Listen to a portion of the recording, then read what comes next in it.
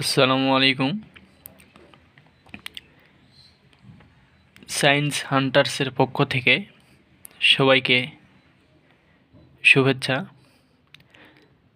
আজকে কেমিস্ট্রি হ্যাক্সে থাকতেছে oxide, peroxide ও super অক্সাইডের জারণ সংখ্যা নির্ণয়, অর্থাৎ অক্সাইড, পারঅক্সাইড ও সুপার অক্সাইড থেকে অক্সিজেনের জারণ সংখ্যা আমরা নির্ণয় করব। আমরা জানি ধাতুসমূহের সঙ্গে অক্সাইডসমূহ যুক্ত থাকে।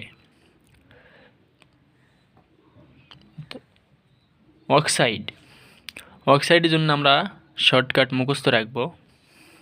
অক্সাইড, সুপার অক্সাইড এবং পার অক্সাইডের জন্য আমরা শর্টকাট কিছু ট্রিক্স মনে রাখব, যেন আমাদের আর কোনো দিনই ভুল না হয়। তাহলে আমরা এখন শুরু করি। অক্সাইড সমূহের জন্য মনে রাখব যে ধাতুসমূহের সঙ্গে পরমাণু যুক্ত থাকবে, অধাতুর সঙ্গে নয়। আশা করি মনে থাকবে।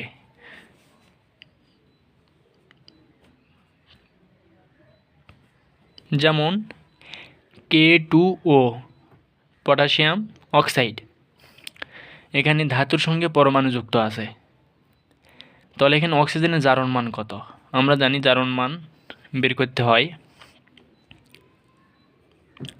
K2O সমান 0। এখানে অক্সিজেনের জারণ সংখ্যা নির্ণয় করতে হবে। তাহলে পটাশিয়ামের 2 পরমাণু আছে, তাহলে 1 × 2, তাহলে +2, আগে প্লাস আমি দিচ্ছি না, 2। অক্সিজেনের জারণ সংখ্যা আমরা জানি X সমান 0। যেটা বের করতে হবে সেটা সমান আমরা X ধরে নিলাম। ধরি অক্সিজেনের জারণ সংখ্যা X, ধরি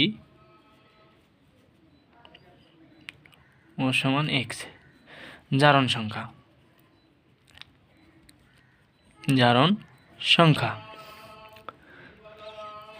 তাহলে এখানে X সমান -2।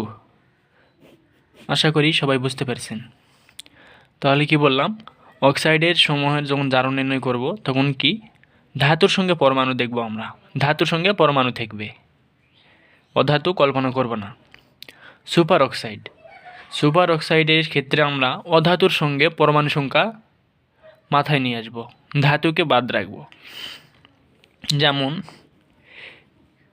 Potassium super oxide, sodium super oxide, এগুলো সুপার অক্সাইডের সংকেত। হ্যাঁ, তাহলে এখান থেকে আমরা জানি যদি জারণ মান বের করি অক্সিজেনের KO2 সমান 0, তাহলে আমরা লিখতে পারি পটাশিয়াম, এটি 1, যেহেতু কোনো পরমাণু নেই, তাহলে 1 প্লাস অক্সিজেনের জারণ মান, তাহলে আমরা ধরেছি যে অক্সিজেনের জারণ মান সমান কি X, তাহলে 2টা পরমাণু আছে, তাহলে 2X সমান 0। তাহলে 2X সমান, এখানে 1 ছিল, প্লাস অপরে গেলে মাইনাস হয়ে যাবে, -1। অতএব X সমান -1/2। আশা করি সবাই বুঝতে পারছেন। এখন আমরা দেখব পার অক্সাইডের ক্ষেত্রে সূত্র মনে রাখব, বলতে পারো সূত্র এটা। ধাতু অধাতু দুটাকে কল্পনা করব, ধাতুর সঙ্গে পরমাণু থাকবে, অধাতুর সঙ্গেও পরমাণু থাকবে। তাহলে সংকেতগুলো আমরা যখন লিখব, K2O2 পটাশিয়াম পার অক্সাইড, H2O2 Na2O2, তাহলে K2O2 সমান 0। 2 প্লাস অক্সিজেন জারণ সংখ্যা আমরা ধরে নিয়েছি X, তা আমরা লিখতে পারি 2X সমান 0। অতএব X সমান -1। এভাবে অনুরূপভাবে H2O2, Na2O2, এই সুপার অক্সাইড, এগুলো জারণ সংখ্যা তোমরা বের করবে। তাহলে আমরা কি বললাম, অক্সাইডের জারণ সংখ্যা -2, অক্সিজেনের সুপার অক্সাইডের ক্ষেত্রে হবে ½ এবং পার অক্সাইডের ক্ষেত্রে হবে -1। তাহলে আমরা সহজে মনে রাখতে পারি, যখন অক্সাইড বলবে তখন শুধু আমরা ধাতুর সঙ্গে পরমাণু কল্পনা করব, অধাতুর সঙ্গে পরমাণু থাকবে না। এবং যখন সুপার অক্সাইড বলবে তখন আমরা কল্পনা করব যে অধাতুর সঙ্গে পরমাণু থাকবে এবং ধাতুর সঙ্গে কোনো পরমাণু থাকবে না। এবং পার অক্সাইডের ক্ষেত্রে আমরা মনে রাখব ধাতু এবং অধাতু উভয়ের ক্ষেত্রে পরমাণু থাকবে।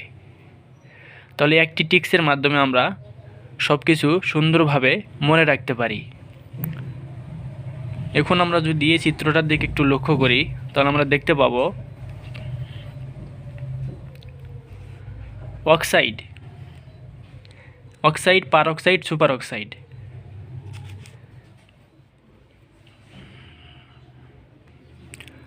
অক্সাইডের ক্ষেত্রে অক্সিজেনের জারণ মান হয়েছে -2, সুপার অক্সাইডের ক্ষেত্রে হয়েছে -1/2 এবং পার অক্সাইডের ক্ষেত্রে হয়েছে -1। তাহলে আমরা মনে রাখতে পারি যখন অক্সাইড বলবে ধাতুর সঙ্গে পরমাণু হিসাব করব এবং সুপার অক্সাইড বললে অধাতুর সঙ্গে এবং পার অক্সাইড বললে ধাতু এবং অধাতু উভয়ের ক্ষেত্রে পরমাণু সংখ্যা দেখতে হবে। আশা করি একটি টিক্সের মাধ্যমে তোমরা সবাই মনে রাখতে পারবে। ধন্যবাদ। সবাই সায়েন্স হান্টার্সের সঙ্গে থাকবে। এভাবে আমরা নতুন নতুন টিক্সের মাধ্যমে সহজে আমরা সব কিছু মনে রাখতে পারবো। আসসালামু আলাইকুম।